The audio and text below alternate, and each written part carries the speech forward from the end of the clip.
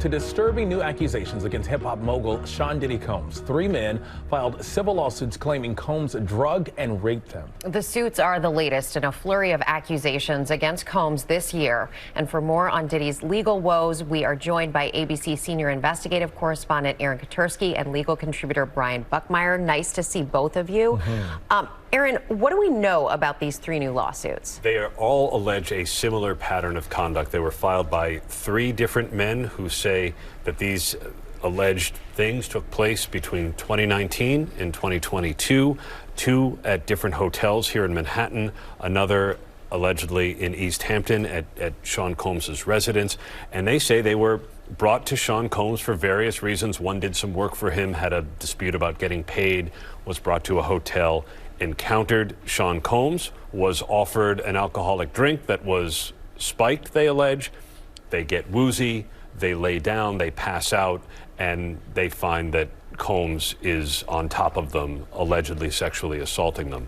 The lawyer who filed this here in Manhattan, Thomas Jufra, is saying that he was struck by the similarity in each of the alleged pattern here, and he said he interviewed more than 60 potential clients, and he said he only chose to file these 3 because he said that they provided the strongest evidence. And Brian, Diddy is already facing other lawsuits for sexual assault, claiming sexual assault. So how do those claims align with these new claims here in this suit? So the alignment is probably the most part MO. The idea that Sean Combs allegedly uses drugs or spiked drinks to try to create a situation where someone cannot consent to the rape that he's being accused of. And so I think for any defense attorney or plaintiff attorney who sees these allegations, they're thinking, if I find someone who makes the accusations that fit the MO of Sean Combs, whether it be for the other civil lawsuits or for the criminal lawsuit, it lends itself to being more credible than not. And then I think of these 60 lawsuits and only getting down to the 3, I'm assuming there's more corroboration in these allegations as to when they happened, where they happened, and how they happened.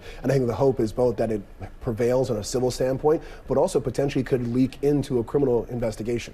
Well, and it also really sounds like this is part of prosecutor strategy here. The idea where there's smoke, there's fire, and all of these fires are looking very similar right now.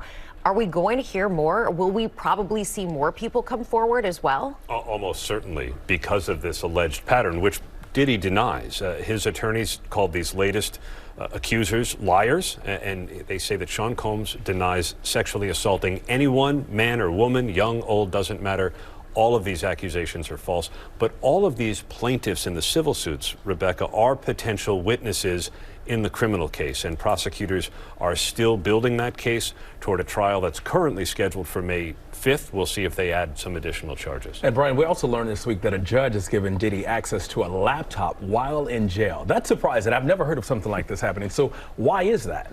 It's not that unusual. Anyone who's accused of a crime has the ability and even the right to participate in their own defense. And so, for example, if you have someone saying Sean Combs had drugged and sexually assaulted someone at a certain place and time, the best person to get information as to whether or not that's true is Sean Combs. But he has to have the ability to review that evidence and be able to participate in his defense with his attorneys. Now, because of the volume of evidence that's supposedly in this case, you can't just give him a stack of documents in MDC where he's at now in federal jail. A laptop makes it a lot easier, but giving him certain confinements as to what laptop he's going to get. I don't think he's going to get a MacBook. I think one of our people in the back was joking it's probably one of those Board of Education, like brick of a laptops that he's going to get. Big old school ones. Yeah, the old school ones that he's not going to have access to the internet. He just has the documents downloaded on it, and he'll just be able to review with his attorneys. And that was my question. Would he have access to the internet? Because you think about intimidation, et cetera, with witnesses. And being able to reach out to people. Yeah, and that's probably why he's getting that brick of a laptop, not having the ability to be able to reach outside of the jail so that he can allegedly intimidate or try to manipulate people. That's something that the court doesn't want, but they don't want to strip him from that ability to participate in his own defense.